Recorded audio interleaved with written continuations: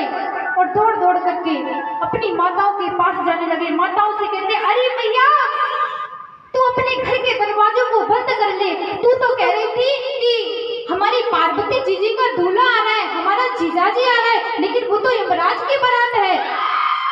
माता ने कहा, अरे बेटा बता तो सही हुआ क्या? बोले, मैया पहले तो तू अपने सारे घर के दरवाजों को बंद कर, इसके बाद हम तुझे बताएंगे। बच्चे तो घबराए हुए थे। देखते हैं अपनी मैया के गोदी में सिर रखे हुए हैं और कहते हैं, मैया अभी तू बात मत कर। माताओं ने कहा, अरे बेटा बताएगा तो क्या हुआ, कौन है? बोले, मैया बस कुछ पूछ मत। हम तो ये कहते हैं कि जो हमारी जीजी पार्वती का विवाह देख लेना, वो बड़ा बड़भागी है। उसने बड़े पुण्य किए होंगे जब वो जीजी का दूल्हा देख पाएगा और उसका विवाह देख पाएगा। माता ने कहा, ऐसा क्यों बोल रहे हो, ये आप सत्य क्यों बोल रहे हो? बोले, यदि देखना है तो मैया बाहर जाकर के देखो। जब बूढ़े बुजुर्गों ने सुना तो कहते हैं, बेटा कोई बात नहीं, हम देखने को जाते हैं कौन है। अब जब बूढ़े बूढ़े बाबा गए तो उन्होंने भी क्या देखा कि भूत प्रेत चले आ रहे हैं, भयंकर आवाजें निकाल रहे हैं। लेकिन बूढ़े बाबा तो थोड़ा दम रखते हैं और दम रख करके कहा, ठीक है, हमारी बिटिया की यही इच्छा थी तो यही सही। अब हिमालय राज ने तो जहां तहां सारी बारात की व्यवस्था की हुई थी कि यहाँ पर डेरा है, यहाँ पर रुकना है, फिर इसके बाद ये होगा, इसके बाद ये होगा। सारे यहाँ के सारे लोग लगे हुए थे हर कार्य में। अब जिसके लिए जहाँ बारात रुकनी थी, जो बूढ़े बाबा थे उन्होंने कहा, दूल्हे राजा इधर आइए, यहाँ पर रुक जाइए। अब तो बैठ गए। महाराज कहे बैठ जाओ तो बैठे कैसे? किसी का मुख ही नहीं है, किसी के हाथ ही नहीं है, किसी के पाँव ही नहीं है, कैसे बैठे? डर गए। महाराज आप यहीं विराजो, अभी हम आते हैं, हिमालय राज से कह करके। हिमालय राज से बोला, महाराज ऐसी बारात है। हिमालय राज ने कहा, क्या हुआ? बोले, आप जाकर के देखो। महाराज तो कहते हैं, कोई बात नहीं, आप तो उनकी व्यवस्था करो। अब जहां तहां सब कुछ हो रहा है।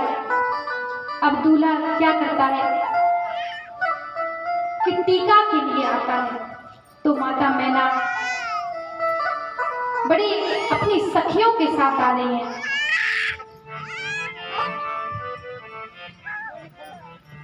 मैना सुबह आरती समारी, मैना सुबह आरती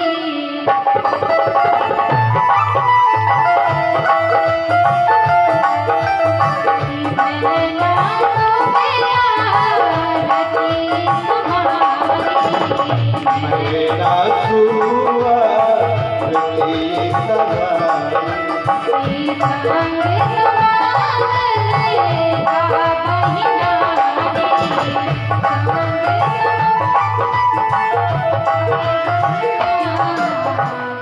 मैना शुभ आरती समारी, संग सुमंगल गावही नारी। माता मैना तो बड़ा सुंदर श्रृंगार करके और अपने दामाद की आरती करने के लिए आ रही थी। उधर से दूल्हे राजा आ रहे थे।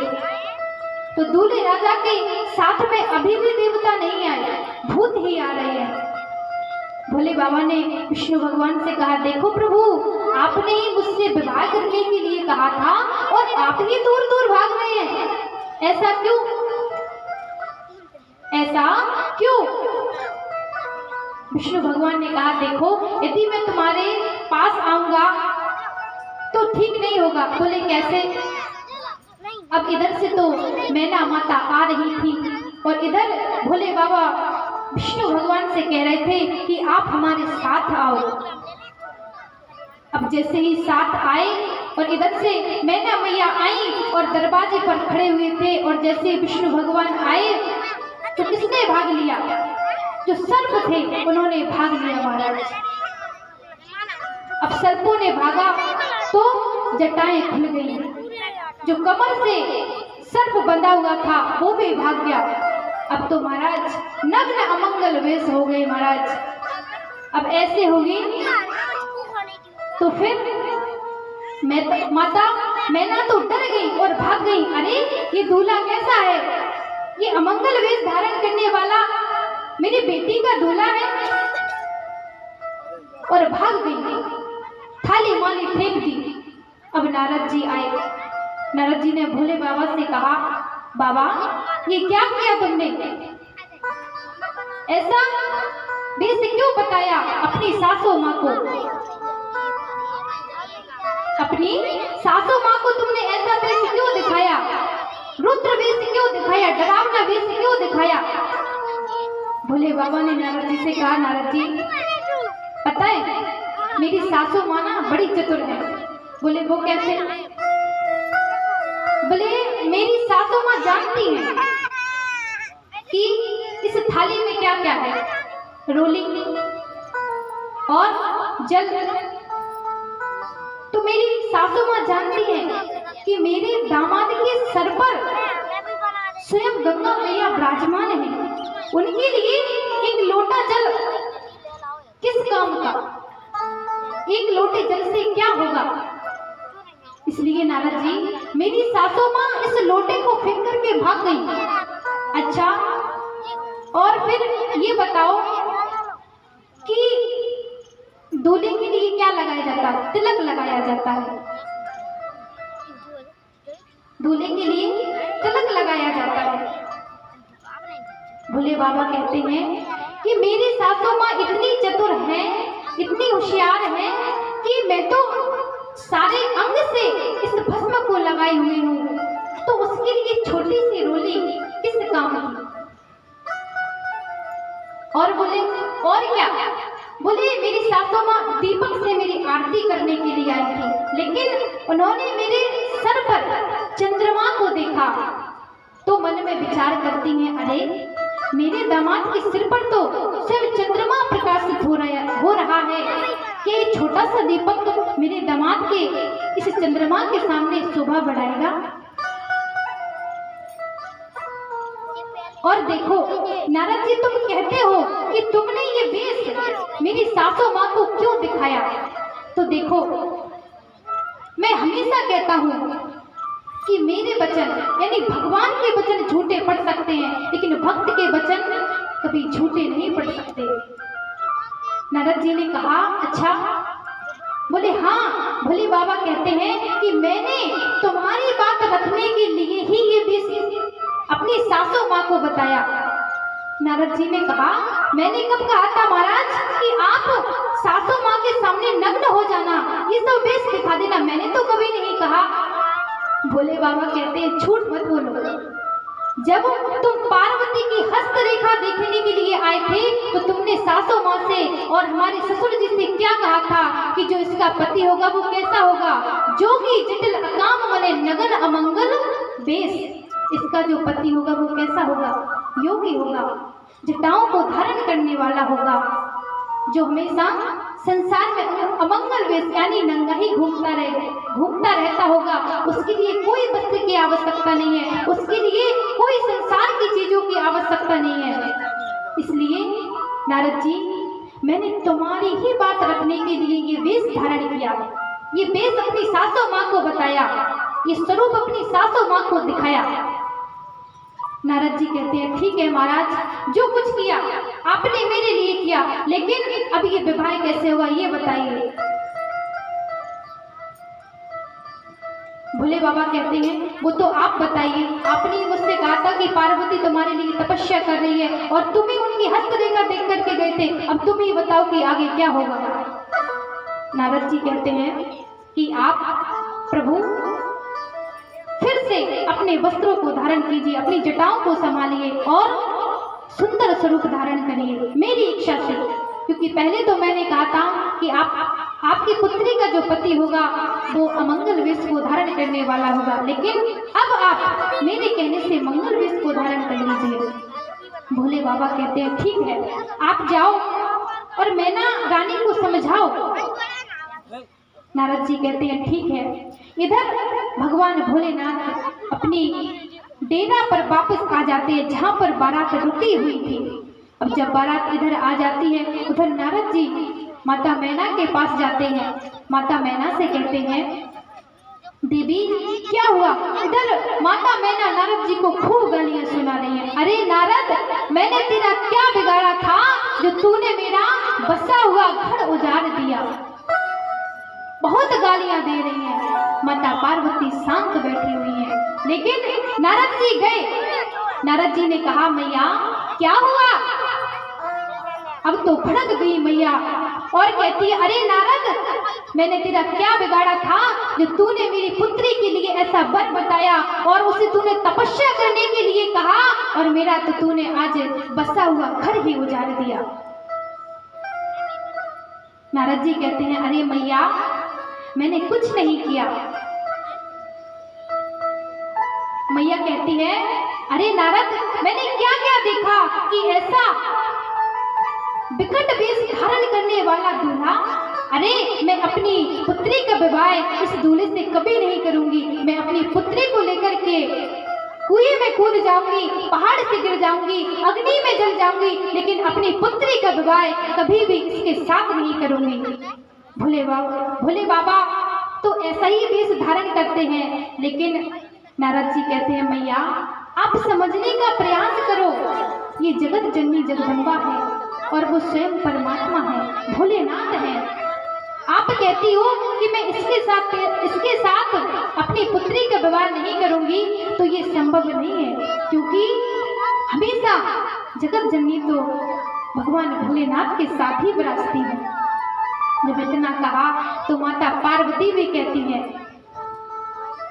माता पार्वती कहती है हे माँ तू क्या कह रही है? अरे वही तो मेरे स्वामी हैं, वही तो मेरे परमात्मा है, वही तो मेरे भगवान हैं।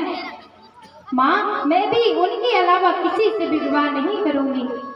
जब माता पार्वती ने भी बहुत समझाया और इधर नारद जी ने कहा कि हे प्रभु, अभी आपने विकट वेश दिखाया, लेकिन अब सुंदर स्वरूप दिखाइए। माता मैना अपने घर की छत के ऊपर से देखती हैं तो क्या दिखता है कि भगवान का सुंदर स्वरूप बन गया है और सुंदर बैठ करके रथ पर बैठ करके आ रहे हैं। जब देखा तो बड़ी प्रसन्न हो गई और अब इधर मंडप में आते हैं। मंडप में आते हैं तो भूत प्रेत तो कहते हैं प्रभु, भोलेनाथ ने कहा हाँ क्या हुआ? बोले प्रभु बहुत जोर से भूख लगी है।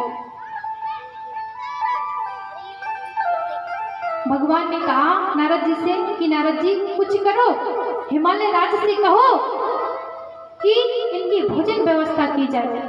अब इधर महाराज माता पार्वती और भोलेनाथ का विवाह हो रहा है और उधर पंक्ति हो रही है। अब पंक्ति हुई तो बोले बैठ जाइए लाइन से। अब सारे भूत लाइन से बैठ गए। अब बैठे, बोले इनको भोजन परसा जाए। अब जो भोजन परसा तो क्या देखा कि जो सबसे पहले भूत बैठा हुआ था, जो सबसे पहला बाराती था, उसके कितने मुख थे? 4। कितने थे? 4 मुख थे। अब पत्तल परोसने वाला बेचारा वहीं खड़ा रह गया। इधर पत्तल परोसो, इधर पत्तल परोसो या फिर इधर पत्तल परोसो, कहाँ परोसो? तो जो पीछे दोने परोसने वाला था उसने कहा अरे भाई यहीं खड़ा रहेगा क्या, थोड़ा आगे चलना। तो उस पहले पत्तल परोसने वाले ने कहा अरे भाई तू ही बता कि मैं पत्तल परोसूं तो परोसूं कहाँ? पत्तल परोसूं तो परोसूं कहाँ? बोले क्यों? बोले देख इसके तो 3 मुख है, बता 3 पत्तल परोसूं क्या? बोले नहीं तू एक ही पत्तल परोस दे, उसे जिस मुख से खाना होगा वो खा लेगा। ठीक है। अब थोड़ा आगे और गया तो फिर क्या देखा कि श्रीमान जी का मुख ही नहीं है, बिना मुख के बैठे हैं। अब बेचारा वो सोचता है अब इसको पत्तल परोसूं या फिर नहीं परोसूं। अब धोने वाले ने फिर कहा भाई फिर खड़ा हो गया तू? बोले अभी तो इसके 3 मुख थे, पर अब तो इसका एक भी नहीं है, अब क्या करूं? बोले तो इसको भी परोस दे, जाने दे, जिसको जो खाना होगा खा लेगा और नहीं खाना होगा तो नहीं खाएगा। अब तो महाराज ऐसे ऐसे बाराती कि देख के ही डर गए। अब थोड़ा परोसने जाए और उधर से परोस के वापस आए तो सारा साफ। भोलेनाथ ने कहा कि पंक्ति हो गई क्या? तो नारद जी ने कहा महाराज कृपा करो, और आपके जो बाराती हैं वो तो ऐसे हैं कि उधर से वापस नहीं आ पाते बेचारे परोसने वाले, और इधर से वो सब स्वाहा कर जाते हैं, और जब कुछ नहीं लाए तो पत्तल दोना को ही खा गए। अब पत्तल दोना को ही खा गए तो फिर क्या कहा? भोलेनाथ ने कहा कि अब रहने दीजिए। जब भोलेनाथ ने कह दिया तो भूत अपने आप ही स्वस्थ हो गए, उनका पेट भर गया। अब इधर क्या होता है? माता पार्वती का सुंदर विवाह हो जाता है, और सुंदर विवाह होकर के जब विदाई होती है तो माता मैना माता पार्वती को समझाती है, बेटी आज से तो अपने पति के होने जा रही है, और आज से तेरा पति ही सब कुछ है, क्योंकि पत्नी के लिए पति ही सबसे बड़ा भगवान है। और माता मैना माता पार्वती को समझा रही है, हो घर में ही मंदिर बनियो, तीर्थ तुम किता होना चाहिए। घर में ही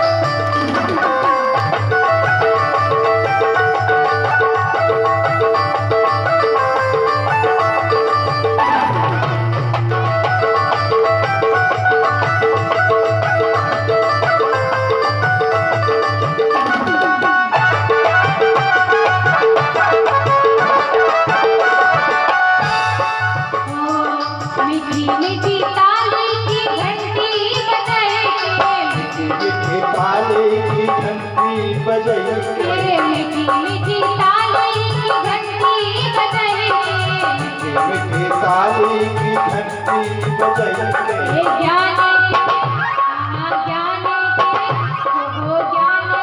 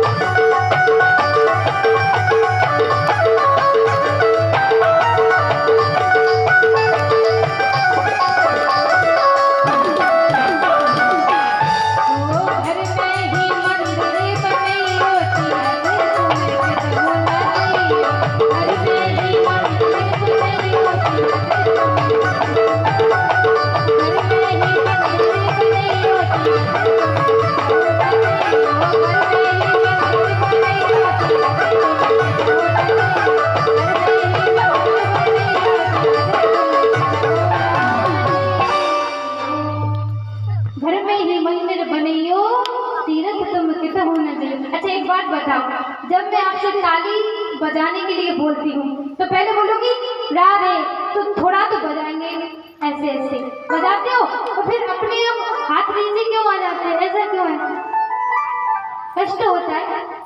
पता है कल महाराज जी बोले थे ना कि ताली बजाने से क्या हो जाता है, हाथ की क्या हो जाता है, रेखा बदल जाती है।